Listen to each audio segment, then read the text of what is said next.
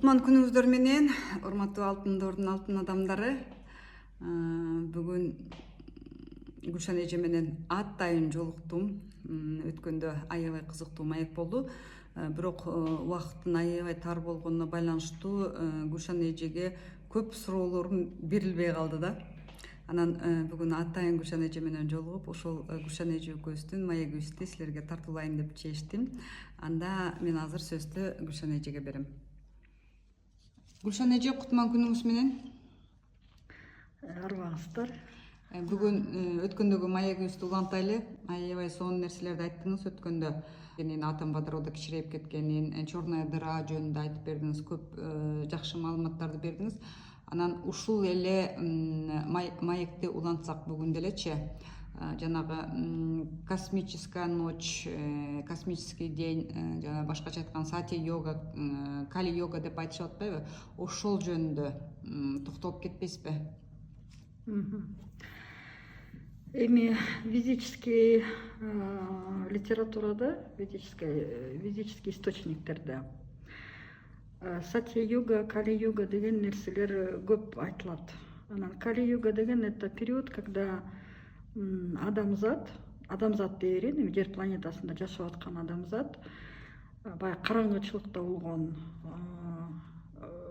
страдания, ыйлагандар көп болгон, баягы көп нерселер, коркунучтуу нерселер болгон. Азыр болсо биздин планетабыз алга жылып баратат, алдыга. Ошол космический ночтон космический деньге өтүп баратабыз. То есть период сати юга. Ошол баягы кыргызча айтканда жаңы доор, алтын доорго өтүп атабыз. Ошол космический деньге баары жарык болуп көрүнгөн, жакшы жашоо, керемет жашоо, жакшы мамилелер, жакшы өң түстөр, ошондой жашоого өтүп баратабыз. Анан бул этап эми 26.000 деп айтсам токтогонго кереги деле жокко дейм. 25.900 жыл да ушундай өзгөрүүлөр болот. Эң акыркы ушундай өзгөрүү болгон баягы ледниковый период болгондо, аябай коркунучтуу климатический өзгөрүүлөр болгон.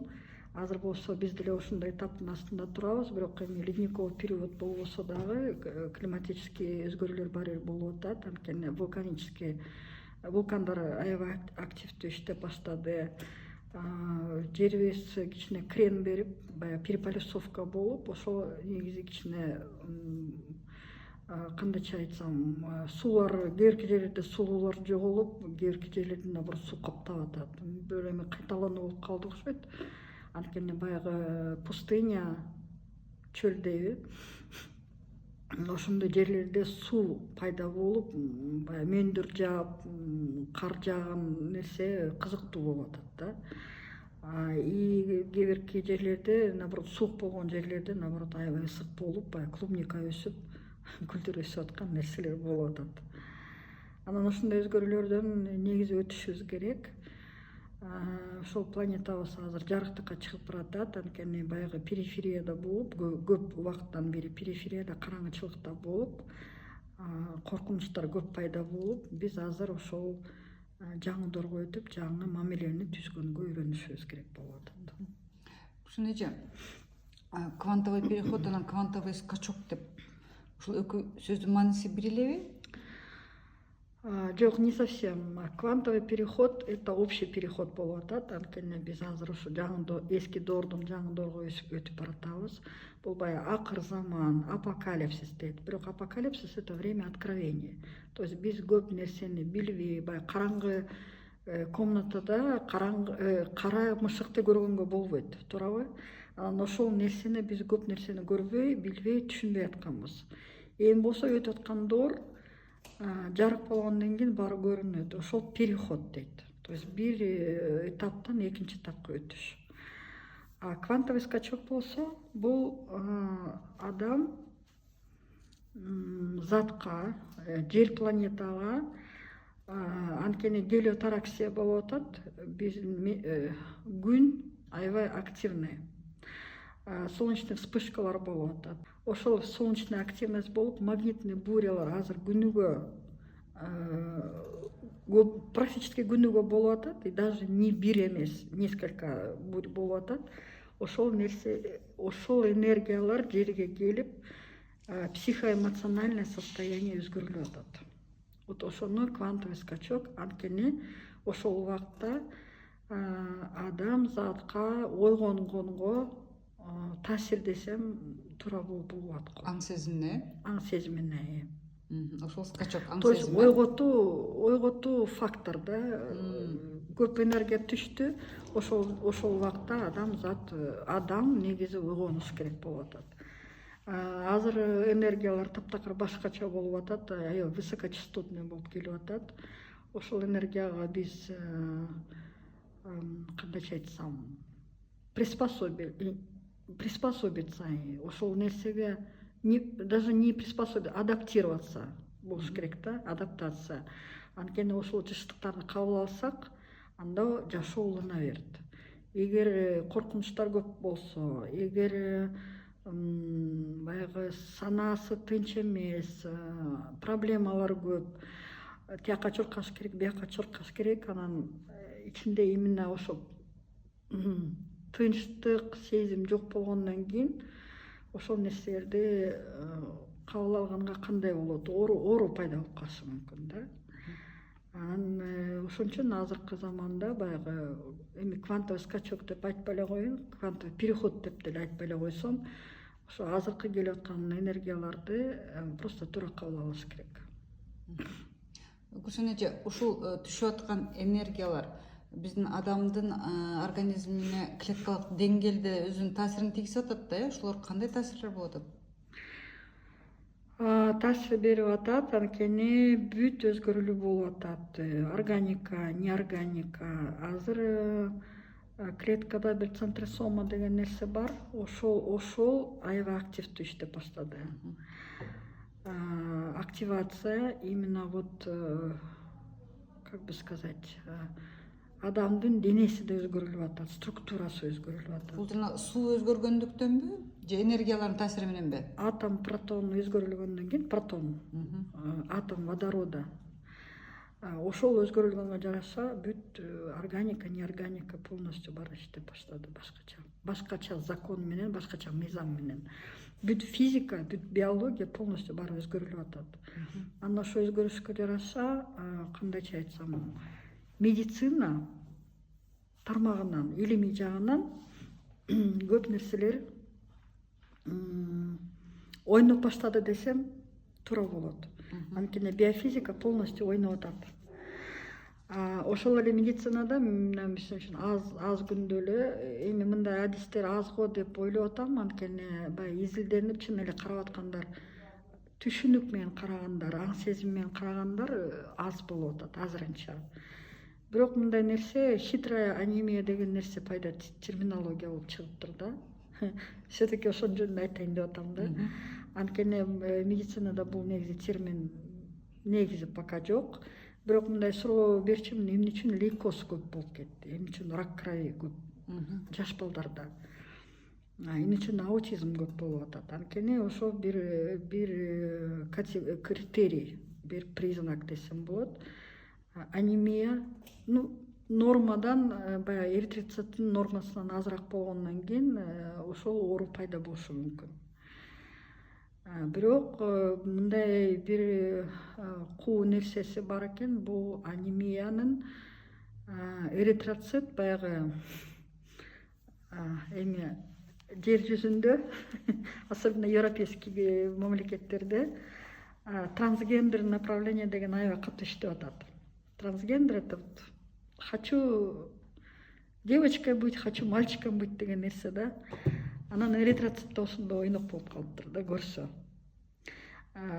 Мен кызыл болгум келбейт, мен ак болгум келип атат деп, ошон үчүн баягы жашынып, мен кызыл эмесмин, мен эми акмын деп, эритроцит өзүнүн алып барып аткан ишин аткаргысы келбей, ошондой иш болуп калды да.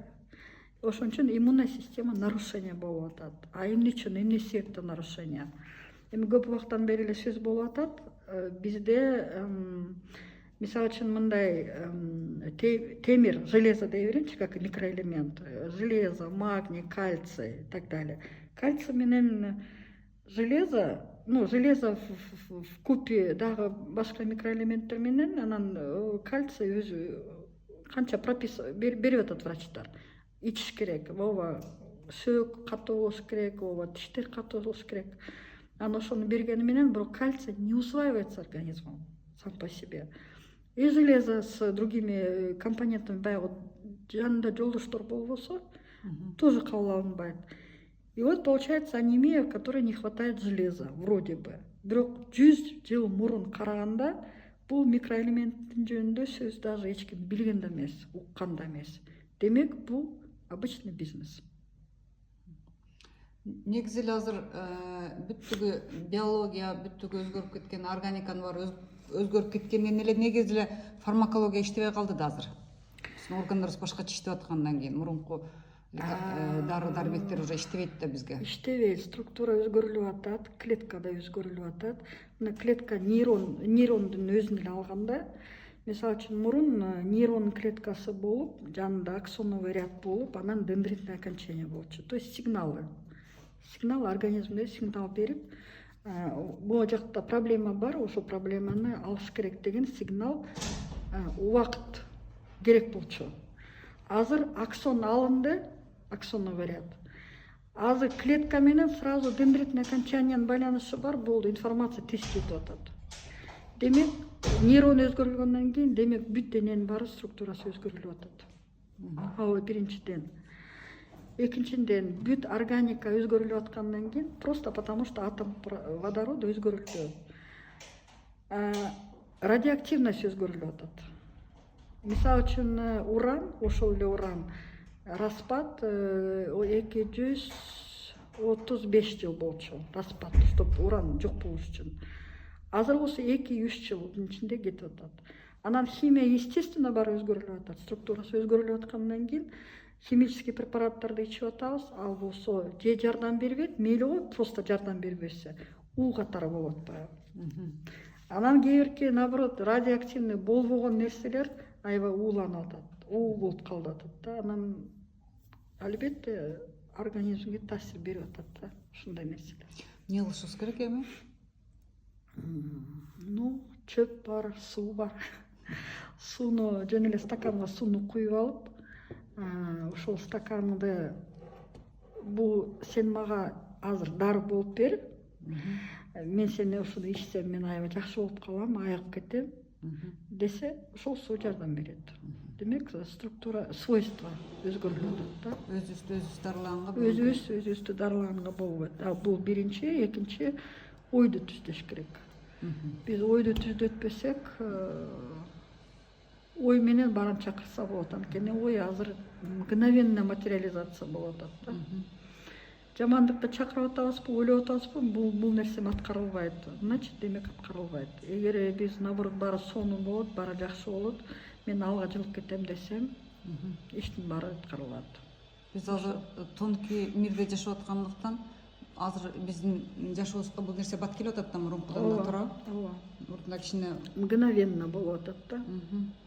Бир заматта баары аткарылып, бир заматта максатка жетиши деле болот. Ошондой өзгөрүүлөр. Анан бир эле нерсе азыр көп суроо беришет, көп адамдар. Эмне үчүн акча табалбай калдык?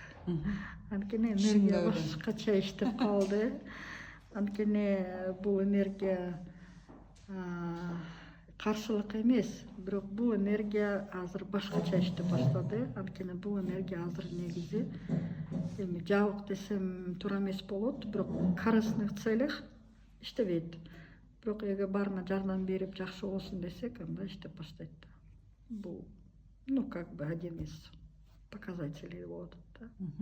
Азыр вообще кандай да айтсам, материальный максаттарды коюшсок болобу же уже андай максат коюштун деле кереги жокпу? Эми алтындарга өтсөк, баардыгы халява болсо. Эми халявага да эле барып иштеш керек го. Таптакыр халява эч ким асмандан түшүрбөйт экен да. Кандай максаттар болуш керек эми? Максаттарды албетте коюш керек, жашоо уланып атат. Баягы арабтар жакшы айтат, на Бога надейся, верблюда привязывай депчи. Анан таптакыр эле Кудайга ишенип алып, жаңдоого өтүп кеттик, барып сонун өзү менен өзү асмандан түшөт десек деле болбойт. Ошон үчүн аракеттер албетте болуш керек, бирок единственное моундай чоң акчаны бирөөнү подставлять этип, бирөөгө жамандык кылып, бирөөнү басынтып, бирөөгө калпты айтып, ошол нерселер иштебейт да.